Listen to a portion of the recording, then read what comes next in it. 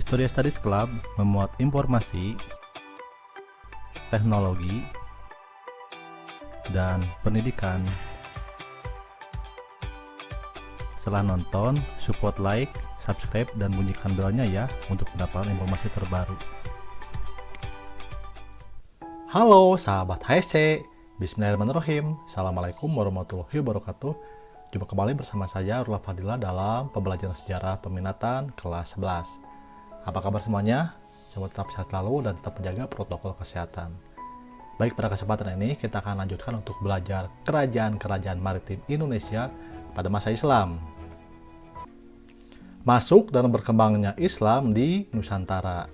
Penyebaran agama Islam di Nusantara, informasi mengenai kondisi Islam di Nusantara di masa awal penyebarannya dapat diketahui berdasarkan catatan-catatan perjalanan musafir seperti Marco Polo dan Ibnu Battuta. Bangsa Arab, Persia, dan Gujarat memainkan peran besar dalam proses penyebaran Islam di Nusantara. Samudra Pasai adalah kerajaan pertama di Nusantara yang bercorak Islam berdasarkan bukti adanya makam Sultan Malik Saleh yang berangkat tahun 696 Hijriah atau 1297 Masehi. Teori-teori masuknya agama Islam di Nusantara. A. Teori Gujarat. Teori ini didukung oleh Snooker Grounnya, Webb Shatterham, dan B.A.M. Flecky. Islam masuk ke Nusantara sekitar abad 13, dibawa oleh para pedagang Islam dari Gujarat, India. Kemudian teori Mekah oleh Buya Hamka dan Joseph Chandler. Pengaruh Islam telah masuk ke Nusantara sekitar abad 7, dibawa langsung oleh para pedagang Arab. Selanjutnya teori Persia didukung oleh Husain Jadiningrat.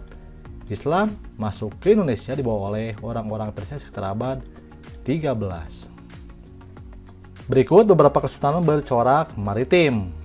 Aceh, abad 16. Sultan yang terkenal yaitu Iskandar Muda.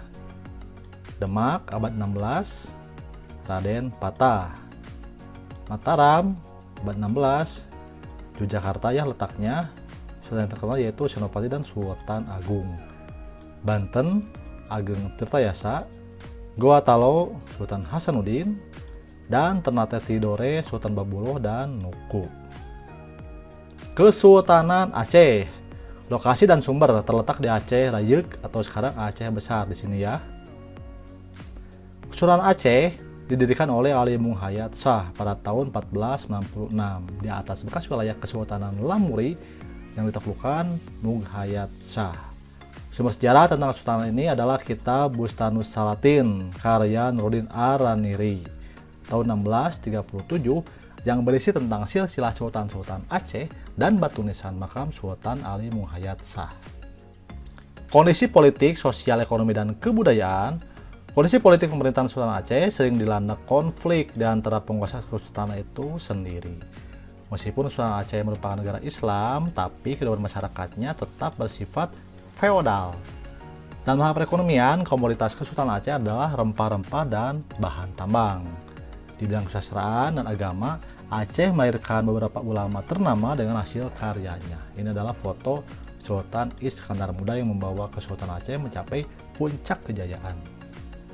Berikutnya Kesultanan Demak. Di mana Demak? Di sini. Dekat dengan Semarang ya. Terletak di Demak, Jawa Tengah. Kesultanan Demak merupakan kesultanan Islam pertama di pantai utara Jawa. Sebelum menjadi kesultanan, Demak merupakan kadipaten dari kerajaan Majapahit dengan Raden Patah sebagai adipatinya. Raden Patah jugalah perintis sekaligus peletak dasar kesultanan ini sejak tahun 1478. Kesultanan ini merupakan pelopor penyebaran agama Islam di Jawa dan Nusantara umumnya.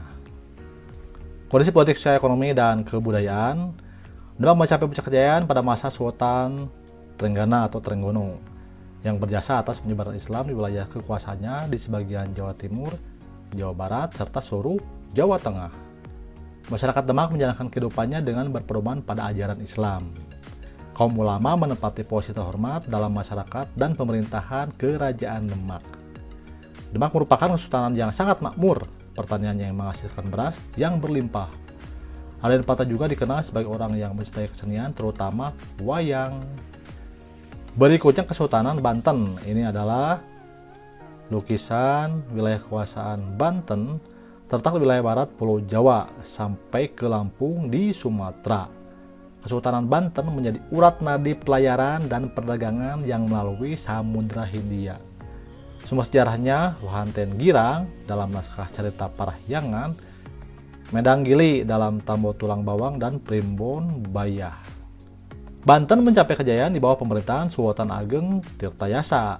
Banten semakin mengembangkan perdagangan dengan melakukan monopoli atas lada di Lampung. Beberapa tradisi yang ada pada Banten dipengaruhi oleh perkembangan Islam di masyarakat, misalnya pada kesenian bela diri debus. Kesultanan Mataram, ini wilayahnya Yogyakarta dan Surakarta. Kesultanan Mataram berada di antara Kali Opak dan Kali Progo yang mengalir ke Samudra Hindia pada 1586. Panembahan Senopati memindahkan pusat pemerintahan dari Pajang ke Mataram. Kesultanan Mataram Islam tidak ada hubungannya dengan Kesultanan Mataram Hindu, kebetulan saja memakai nama yang sama ya. Kondisi politik, sosial, ekonomi, dan kebudayaan. Pada tahun 1625, hampir seluruh Jawa berada di bawah kekuasaan Mataram. Struktur masyarakat terbagi menjadi golongan raja, golongan elit, golongan non-elit, dan hamba sahaya. Kegiatan perekonomian yang diterapkan Sultan Agung bercorak agraris dan maritim. Pada masa pemerintahan Sultan Agung, ia dikenal sebagai seorang ahli politik, sastra, filsafat Jawa, serta agama. Kesultanan Ternate, ini wilayahnya Ternate dan Tidore di wilayah Maluku. Secara geografis berada di Kepulauan Maluku antara Sulawesi dan Papua. Letak tersebut sangat strategis dan penting dalam dunia perdagangan masa itu. Kondisi politik, sosial, ekonomi, dan kebudayaan Kesultanan Ternate mengalami kemajuan baik di bidang politik, ekonomi, dan perdagangan pada masa Sultan Hairun. Kehidupan ekonomi Kesultanan Ternate didukung oleh hasil bumi utamanya yaitu rempah-rempah, serta kegiatan perdagangan dan pelayaran yang maju. Kesultanan Ternate memiliki andil yang sangat besar terhadap kebudayaan Nusantara bagian timur. Ini adalah Sultan Mudafar Shah II. Kesultanan Tidore. Secara geografis, Kesultanan Tidore terletak di Kepulauan Maluku antara Sulawesi dan Papua. Menurut sejarawan Belanda F.S. de Klerk, pada 1334 Tidore dipimpin oleh seorang yang bernama Hasan Shah. Namun bukan pertama-tama karena letaknya yang strategis yang membuat kedua sultan ini begitu penting dalam kancah aktivitasnya dan lalu lintas perdagangan masa itu, melainkan karena posisinya sebagai penghasil rempah-rempah terbesar, terutama cengkih dan pala, sehingga dijuluki Spice Island, Kepulauan Rempah-Rempah. Tidore merupakan kesultanan yang berada di wilayah bagian timur Nusantara dan merupakan penghasil rempah-rempah di dunia. Sumber rempah-rempah Kesultanan Tidore ada di beberapa daerah di Maluku. Terdapat istana Sultan Tidore yang disebut sebagai Kedaton Ki, dan terdapat benteng Portugis seperti Benteng Tohula dan Benteng Torre. Ini adalah lukisan Sultan Saifuddin. Kesultanan Goa Talo. Pusat pemerintahan Kesultanan Goa Talo berada di Makassar. Kesultanan Goa dan Talo sering disebut sebagai Kesultanan Makassar. Wilayah kesultanan ini sekarang berada di wilayah Kabupaten Goa dan sekitarnya. Sultan Hasanuddin menjalin hubungan baik dengan Portugis disebabkan karena ancaman VOC yang hendak memonopoli perdagangan rempah-rempah di Maluku. Dalam kehidupan sosial sehari-hari, masyarakat Makassar sangat terikat dengan norma adat yang mereka anggap sakral. Kesultanan Goa Talo kaya akan beras, daging, dan kapur barus hitam. Hasil kebudayaannya yang terkenal adalah perahu pinisi. Warisan kesultanan masa Islam dalam kehidupan masa kini. Di sosial budaya arsitektur termasuk bangunan makam, sastra, kaligrafi, sistem kalender, dan aksara.